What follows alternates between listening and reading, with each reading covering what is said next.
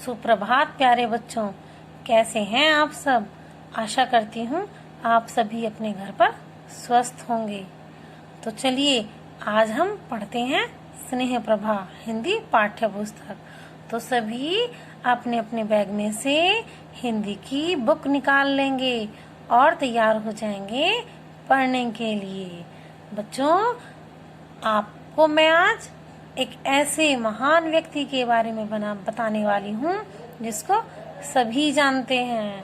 उससे पहले आप मुझे बताएंगे कि जो आपके लिए बड़ी अच्छी अच्छी कहानियाँ लिखते हैं उन्हें आप क्या कहते हैं।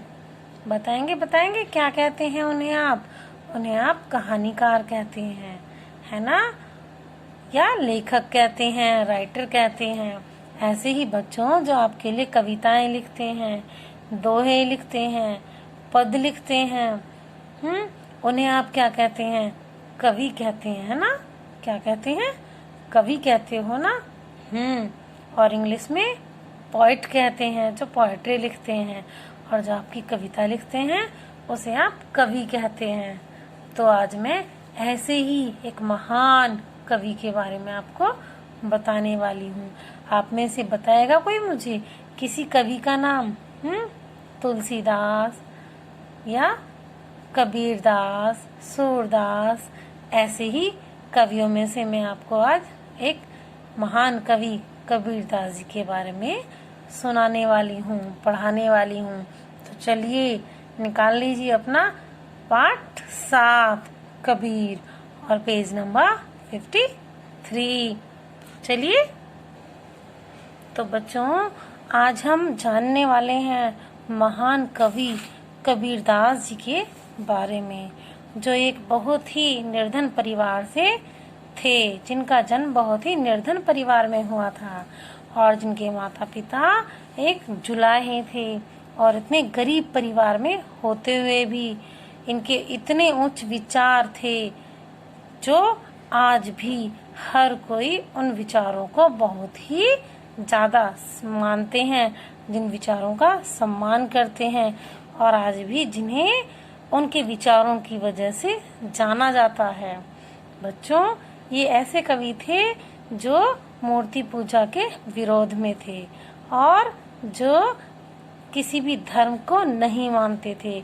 हर धर्म की बुराइयों का ये खुलकर विरोध करते थे और लोगों को सही रास्ते पर चलने के लिए रास्ता बताते थे।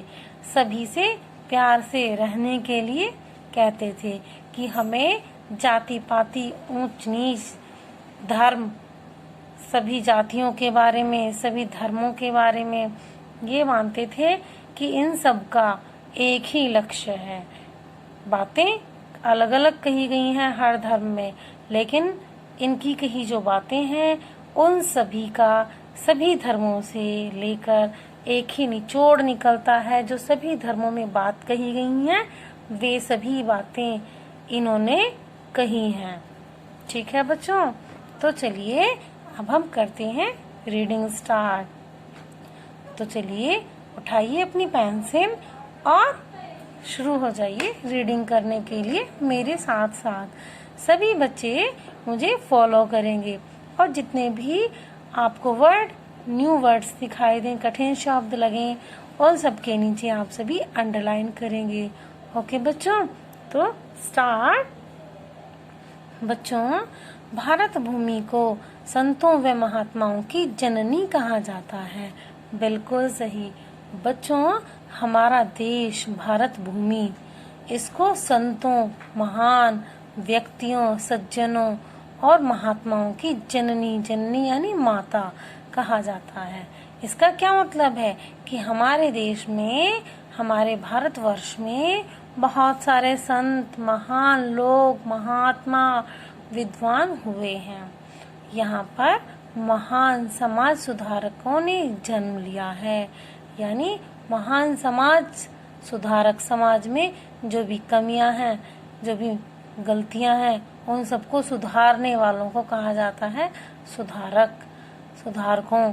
ठीक है, तो समाज सुधारकों ने जन्म लिया है, जिन्होंने अनेक तरीकों से अपने अपने धर्म का प्रचार किया है, परंतु लक्ष्य सबका एक ही है, वह है ईश्वर की प्राप्ति। उनमें से प्रमुख है कबीर। तो बच्चों, हर धर्म में गलत कोई धर्म नहीं होता, हर धर्म का अपना अपना तरीका होता है, अपना सबको लक्ष्य प्राप्त करना होता है। और लक्ष्य क्या होता है? वह होता है ईश्वर की प्राप्ति, अल्लाह की प्राप्ति या गॉड की प्राप्ति। ठीक है, सबका रास्ता एक है, तरीका सबका अलग अलग होता है और सबका लक्ष्य भी एक होता है। ऐसे ही संत कबीरदास जी हैं उनमें से प्रमुख। ठीक है बच्चों, जिन्होंने अपने किसी भी विशेष धर्म के बारे में उन्होंने प्रचार नहीं किया, बल्कि उन्होंने मनुष्य को सही रास्ते पर चलने के लिए कहा। इनका जन्म, कबीर का जन्म लगभग 1398 ईस्वी में काशी में हुआ था। इनके असली माता पिता के बारे में कुछ भी ज्ञात नहीं है। इनके पिता का नाम नीमा और माता का नाम नीरू था। इनके पालक पिता व्यवसाय से जुलाहे थे। कबीर की पत्नी का नाम लोई था और उनके 2 बच्चे थे, लड़के का नाम कमाल और लड़की का नाम कमाली था। तो बच्चों, इनका जन्म 1398 ईस्वी में काशी में हुआ था और इनके असली माता पिता के बारे में कोई भी नहीं जानता है। बस जानते हैं तो इतना कि नीमा और नीरू के पास में ये रहते थे और उन्हें ही ये अपने माता पिता के रूप में जानते थे। और इनके पिता एक व्यवसाय से जुलाहे थे। जुलाहे कौन होते हैं? जो कपड़े बुनते हैं, उन्हें कहते हैं जुलाहे, इंग्लिश में वीवर कहते हैं। और इनकी पत्नी का नाम था लोई और इनके 2 बच्चे थे जिनका नाम था कमाल और कमाली। ठीक है बच्चों, कबीर प्रारंभ से ही मस्त जीवन व्यतीत करने वाले थे और उनके अपने भोजन या कपड़ों की चिंता नहीं थी। उन्हें अपने भोजन या कपड़ों की चिंता नहीं थी। उन्होंने अपने पिता का व्यवसाय जुलाहागिरी अपनाकर अपना तथा परिवार का पालन पोषण किया। बच्चों, वे प्रारंभ से ही कैसे थे? मस्त जीवन व्यतीत करने वाले। जैसे कुछ लोग होते हैं ना कि बहुत मेहनत करते हैं, बहुत पैसा कमाते हैं, है ना, बहुत ज्यादा वे अपने जीवन को ऊंचाई तक ले जाते हैं, धन संपत्ति की तरफ उनका ध्यान होता है। लेकिन ये कैसे थे? ये मस्त जीवन जीते थे, खुशी से रहते थे और इन्हें बहुत ज्यादा कपड़ों की, बहुत ज्यादा अच्छा भोजन की जरूरत नहीं थी। उसकी चिंता इन्हें नहीं होती थी। जो उन्हें मिलता वे उसे खा लेते थे और जो उन्हें मिलता पहनने के लिए उसे वे पहन लेते थे और उसी में बहुत खुश रहते थे। उन्होंने अपने पिता का व्यवसाय यानी जुलाहागिरी, उनके पिता क्या थे? व्यवसाय से जुलाहा थे, सो उन्होंने भी जुलाहेगिरी का ही काम किया और अपने परिवार का पालन पोषण किया।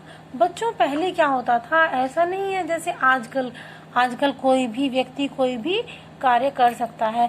कोई भी किसान का बेटा एक अध्यापक हो सकता है, एक नेता हो सकता है। लेकिन पहले क्या था? पहले जो व्यवसाय जिसके पिता करते थे, बच्चे भी वही व्यवसाय करते थे। यानी जिसके पिता जो व्यवसाय, जो कार्य करते थे, उनके बच्चे भी वही व्यवसाय करते थे और वही व्यवसाय सीखते थे। ठीक है बच्चों, आज की तरह नहीं है। जैसे आज कोई भी व्यक्ति कोई भी कार्य कर सकता है, अपनी एजुकेशन के अनुसार कोई भी कुछ भी कार्य कर सकता है। ठीक है बच्चों, तो बच्चों, कबीर का मानना था कि ईश्वर हर जगह, हर प्राणी में मौजूद है। वे सब जीवों पर दया भाव रखते थे और सबसे प्रेम करते थे। इसलिए उनकी वाणी कहती है, क्या कहती है? पोथी पढ़ी पढ़ी जग मुआ, पंडित भया न कोय, ढाई आखर प्रेम का, पढ़े सो पंडित होय। बच्चों, कबीर ये मानते थे कि ईश्वर भगवान, अल्लाह, गॉड हर जगह है, हर प्राणी में मौजूद है, ना कि वे किसी मूर्ति में है, ठीक है, या वे मंदिरों में है, बल्कि वे हर किसी प्राणी में है। इसीलिए वह हर जीव को दया भाव से देखते थे और सभी जीवों से, सभी इंसानों से प्रेम करते थे। और इसीलिए उनकी वाणी कहती है, क्या कहती है?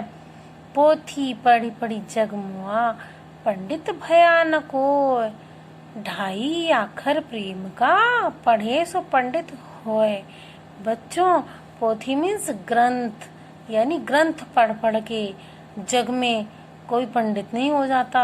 जैसे आप समझें कि कोई बहुत ऊंची पढ़ाई करके, डिग्रियां प्राप्त कर करके पंडित नहीं हो जाता। पंडित कैसे होते हैं?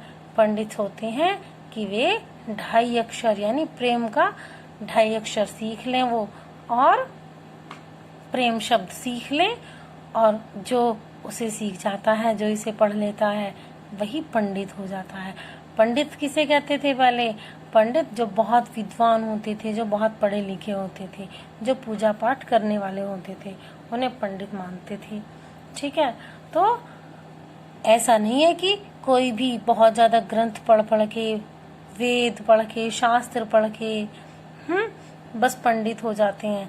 नहीं, पंडित होने का मतलब है कि अगर वे सिर्फ 2.5 अक्षर प्यार का पढ़ लें, प्रेम का पढ़ लें, तो वे पंडित माने जा सकते हैं। अन्यथा नहीं, वे कितना भी पढ़ लें लेकिन वे पंडित नहीं हो सकते। ऐसे ऐसे उन्होंने बहुत सारे दोहे लिखे, जैसे बड़ा हुआ तो क्या हुआ, जैसे पेड़ खजूर, पंथी को छाया नहीं, फल लागे यति दूर। इसका क्या मतलब हुआ? इसका मतलब है बच्चों कि कोई भी व्यक्ति जो बहुत बड़ा हो जाता है, बहुत धन कमा लेता है, बहुत ऊंची पदवी पर आ जाता है, ऊंची पोस्ट पर आ जाता है, और उसे अपने ऊपर घमंड हो जाता है, तो उसका ऐसा बड़ा होने से कोई फायदा नहीं है अगर वह किसी के काम नहीं आता। जैसे बड़ा हुआ तो क्या हुआ, जैसे पेड़ खजूर। अरे तुम इतने बड़े हो गए जैसे पेड़ खजूर, खजूर का पेड़, खजूर के पेड़ के जितने तुम इतने बड़े हो गए, इतने लंबे हो गए कि ना तो उससे किसी को छाया मिलती है, पंथी को छाया नहीं, यानी जो राहगीर हैं, जो रास्ते में चलने वाले हैं, किसी को गर्मी लग रही है सड़क पे तो वो पेड़ के नीचे बैठ जाते हैं, लेकिन खजूर के पेड़ की छाया तो बहुत दूर होती है, पंथी को छाया ही नहीं मिलती है, राह चलने वाले को छाया ही नहीं मिलती है। और उसके जो फल होते हैं वे भी बहुत ऊंचाई पर लगते हैं, उसे भी तोड़ने के लिए हर किसी के वश में नहीं होता है कि कोई भी उसके पेड़ पर चढ़कर और उसके फलों को खा सके। ठीक है बच्चों, ऐसे ऐसे कबीरदास जी ने बहुत सारे दोहे, बहुत सारे लिखे हुए हैं। लिखे कैसे बेटा? वो तो अनपढ़ थे, ठीक है, उनके जो शिष्य थे उन्होंने ये सब जो भी उन्होंने कहा, उनकी वाणी उन्होंने लिखित रूप में बाद में कर दी थी। ठीक है बच्चों, क्या समझे कि कबीरदास जी अनपढ़ थे, वे पढ़ना लिखना नहीं जानते थे। देखो बच्चों, बिना पढ़े भी वे कितने विद्वान थे, कितने ज्ञानी थे, और उनके जो सुनने वाले थे, उनके शिष्य थे, उन्होंने ये सब लिखित रूप में कर दिया था। ठीक है, तो चलिए आगे देखते हैं। देखिए कबीरदास जी को आप देख रहे हैं ना, पेड़ के नीचे बैठे हैं, है ना, और उपदेश दे रहे हैं। पास ही इनकी कुटिया भी है, छोटा सा घर, और कितने लोग इन्हें सुनने के लिए बैठे हुए हैं, है ना। वैसे इनकी वेशभूषा से दिखाई दे रहा है कोई मुसलमान है, कोई हिंदू है। तो ये सभी से प्यार करते थे, सभी से प्रेम करते थे। और चलिए और जानते हैं इनके बारे में।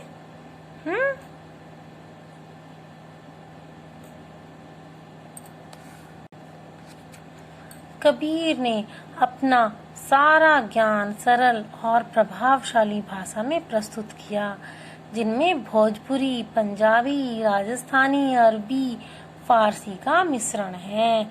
बच्चों, उनकी भाषा को खिचड़ी भी कहा जाता है। कैसे खिचड़ी? जैसे आप खिचड़ी बनाते हैं ना चावल में, कई तरह की दाल डाल देते हैं, सब्जियां डाल देते हैं, आलू, टमाटर, गोभी, मटर, है ना, वो भी तो खिचड़ी होती है। ऐसे ही इनकी भाषा को भी खिचड़ी कहा जाता है। इनकी भाषा में जो उन्होंने अपने विचार प्रस्तुत किए हैं, बहुत ही क्या है, सरल भाषा में, सरल, बहुत आसान भाषा में, और प्रभावशाली, यानी जो लोगों के मन पर, मस्तिष्क पर प्रभाव डाले, वो भाषा उन्होंने प्रस्तुत की है। और कौन कौन सी भाषाएं प्रयोग की हैं? भोजपुरी, पंजाबी, राजस्थानी, अरबी, फारसी, इन सभी भाषाओं का उन्होंने प्रयोग किया है अपने विचारों में। वे अपनी गूढ़ से गूढ़ बात को बड़ी सरलता से कह देते थे, जो सीधे मन पर असर करती थी। बच्चों, गूढ़ से गूढ़ बात यानी बहुत ही खास से खास बात, बहुत विशेष बात वे बड़ी सरलता से कह देते थे, जो मनुष्य के मन पर, जो किसी भी व्यक्ति के मन पर बहुत ज्यादा असर करती थी। ठीक है बच्चों? बच्चों, कबीर का धर्म सभी धर्मों और उनके विचारों और शिक्षाओं का निचोड़ था। वे किसी विशेष धर्म को नहीं मानते थे, ना वे अपने आप को हिंदू मानते थे, ना मुस्लिम, ना सिख, ना ईसाई। वे अपने आप को किसी विशेष धर्म में नहीं मानते थे, बल्कि सभी धर्मों और उनके विचारों और उनसे जो शिक्षाएं निकलती हैं, शिक्षा मिलती है, उन सबका निचोड़ था। यानी सभी धर्मों के जो विचार हैं, जो मानने वाले हैं, जो उनकी पूजा पाठ है और उनसे जो शिक्षा मिलती है, उन सब का निचोड़, यानी उन सब का सार उनके विचार थे। उनके दोहों, पदों, साखियों में वेदों, उपनिषदों, बौद्ध धर्म, योगियों के योग की और इस्लाम में कही गई बातों की झलक मिलती है। बच्चों, उन्होंने लिखे दोहे और पद और साखी, ये उनकी क्या है, उनके विचार इन तीनों में पाए जाते हैं। हमें उनमें लिखे गए हैं, जो वेदों, उपनिषदों, बौद्ध धर्म के विचारों, योगियों के योग की और इस्लाम में कही गई बातों की झलक मिलती है। बच्चों, वे मूर्ति पूजा के विरोधी थे। किसी भी धर्म में जो आडंबर थे, कट्टरता थी, उन्हें वे नहीं मानते थे। इसीलिए उन्होंने ये भी कहा है कि पाथर पूजे हरि मिले तो मैं पूजूं पहाड़। वे कहते हैं कि अगर पत्थर को पूजने से भगवान की प्राप्ति होती है तो मैं पहाड़ को पूजता हूँ, अगर ऐसा है तो मैं पहाड़ को पूजता हूँ। कबीर धर्म की कट्टरता और झूठे आडंबरों को नहीं मानते थे। आडंबर झूठी बातें, अंधविश्वास भरी बातों को, या कट्टरता जो किसी बात को लकीर के फकीर हो जाते हैं। जैसे कोई बात बहुत पुराने समय में कही गई है और उसको बस मानते ही रहते हैं, चाहे वह उस समय की जरूरत हो या ना हो, लेकिन बस उस बात को मानते ही रहते हैं। चाहे वे हिंदू धर्म के हों या वो मुस्लिम धर्म के। यानी उन्होंने जिस भी धर्म की जो भी बुराइयां हैं, उन बुराइयों को उन्होंने बिना डरे सबके सामने कही है कि ऐसा नहीं होना चाहिए। दोनों धर्मों के पाखंडियों को वे आड़े हाथों लेते थे। आड़े हाथों यानी वे डरते नहीं थे, उनको सीधा कटु शब्दों में उन पर वार करते थे। यानी वे दोनों धर्म के जो पाखंडी, जो अंधविश्वासी लोग जो अंधविश्वास को फैलाते हैं, उन सभी की वे सीधे सीधे बुराई करते थे कि उन्हें ऐसा नहीं होना चाहिए, समाज में ये बुराई नहीं होनी चाहिए। जो जातियां दोनों धर्मों के झूठे आडंबरों से त्रस्त थीं, त्रस्त माने फैली हुई थी, जो जातियां दोनों धर्मों के झूठे आडंबरों से, झूठे अंधविश्वासों से भरी हुई थी, उन्हीं की भाषा और विचारों में सब कुछ कहते थे। जो उस समय समाज में बहुत सारी बुराइयां भी थीं, छूत अछूत की बातें भी होती थीं। जो गरीब लोग होते थे वे पढ़ नहीं पाते थे, वे ऐसा वर्क करते थे जो बिना पढ़े लोग कर सकते हैं। झाड़ू लगाते थे, लैट्रिन साफ करते थे, नालियां साफ करते थे, या वे चमड़ा, जो पशु मर जाते थे उनके चमड़ों से जूते चप्पल बनाते थे। तो उन लोगों को उस समय में अछूत माना जाता था। लोग उन्हें ना तो मंदिरों में जाने देते थे, ना उनको कुओं के हाथ लगाने देते थे। उनके कुएं भी अलग होते थे बाकी सब लोगों से। अगर कोई बीमार हो जाता था तो उनके कोई पास भी नहीं जाता था। तो इस तरह की जो बुराइयां थी समाज में, उन सब का कबीरदास जी ने बहुत ही ज़्यादा विरोध किया था। कबीर छुआछूत जो मैंने आपको अभी बताया है, इसको छुआछूत ही कहते थे कि किसी को छूते नहीं थे। जो लोग निम्न कार्य करते थे उन्हें, जैसे स्वीपर है आपका, गार्बेज कलेक्टर है, इस तरह का जो वर्क करते थे उन्हें वो छूते नहीं थे, अछूत मानते थे। और समाज की अन्य बुराइयों के शिकार लोगों को हिम्मत बंधाते थे। इसीलिए वे इनके प्रिय बन गए। बच्चों, वे इन सब के प्रिय बन गए थे क्योंकि इन लोगों के हक की बात ये करते थे। और जो ऊंची जातियों वाले होते थे उन पर ये कठोर प्रहार करते थे, कटुवार करते थे। बच्चों, आगे देखते हैं। कबीर सच्चे ज्ञानी और भक्त थे। उनका कहना था कि ईश्वर एक ही है, चाहे उसके नाम अलग अलग रख लें, चाहे राम कहें या रहीम, दोनों का मतलब एक ही परमात्मा से है। वे हर समय प्रेम, सत्य, सेवा में लगे रहते थे। कबीर अपनी इन्हीं विशेषताओं के कारण हिंदू और मुसलमान दोनों के प्रिय थे। ठीक है बच्चों, कबीरदास जी बहुत ही सच्चे, सीधे, ज्ञानी और भक्त थे। भक्त किसके थे? मानव जाति के भक्त थे।